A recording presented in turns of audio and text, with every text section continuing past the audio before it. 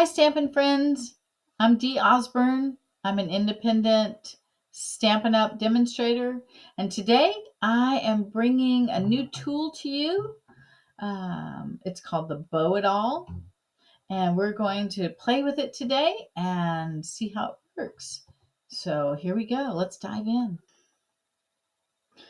Okay, here we go. I have the Bow It All set up to make a small bow or a little bit of a bigger bow. And I like double bows, so that's what we're going to make today. You can make single bows, double bows, you can make triple bows. You can make all kinds of sizes. See all these little holes? Well, depending on where you put the posts, it comes with these posts. Depending on where you put them is the size of the bow that you're going to make, right? So I keep mine set up for a little bow and a little bit of a bigger bow. We're going to make both today. So we're going to start with a little bow, and I like double bows, so we're going to make a double bow. You start from behind, and you go behind that post, and then behind that post. Notice that I'm kind of holding it, so it just makes it easier. And then behind that post, then I can get a little bit more ribbon, and behind that post. And then you have both pieces behind.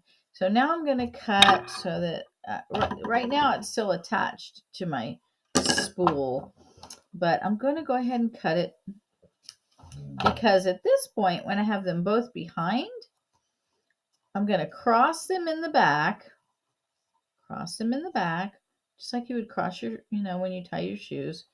I'm going to cross them in the back. Let me see if I can make this better for you. And then one of them comes over and under. Okay.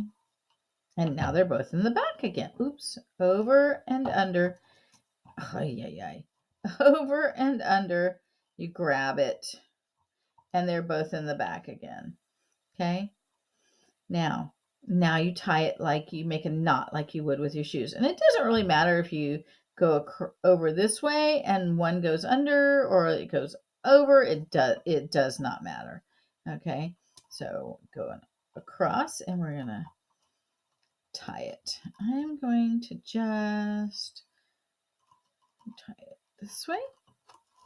And once you have it tied, you can kind of play around with it a little bit once you get it knotted to make the loops the way you want them. Get it nice and tight, and then you have it. This one, the little bit bigger of a one, I think it's easier and let's go this way. It's easier and I think it's prettier. So let's look at that one. We'll go behind the two posts. Then you go between, I'm holding it with this finger and I'm going to go between the two posts and behind this one. And then I'm going to hold it and I'm going to go between and behind this one. Okay. And if I want to make a double bow, which I really like, I'm going to do the same thing. I'm going to come around to the front and I'm going to go behind, between and behind, and then between and behind, right? And now I have my two pieces in the back.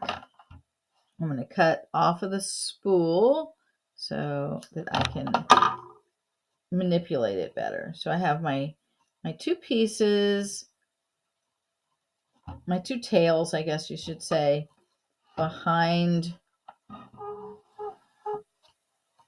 the posts. Everybody see that? All right. Then one of them comes up and around the front, and I grab it in the back. And I'm just going to you can kind of manipulate it and get it exactly where you want. See how it's kind of moving in the center there? So you want to get it exactly where you want it, right? And then you're going to knot it up. And you can go over this way and knot it. I think I'll go that way. Or you could go under the other way and knot it. So let's do that. Just like you tie your shoe.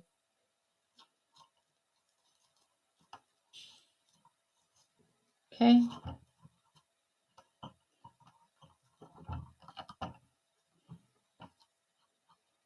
And you kind of move that knot to the center. Get it just like, kind of play around with it a little bit. And then you take it off and you have to separate the two loops. There we go. And look how beautiful of a bow you have. Right? Look at that. Look at this beautiful bow. Right? And you can put it onto your card. Isn't it beautiful? I just love it. And it makes bow making so easy. And you get to where you're so used to doing it and it's just so fast.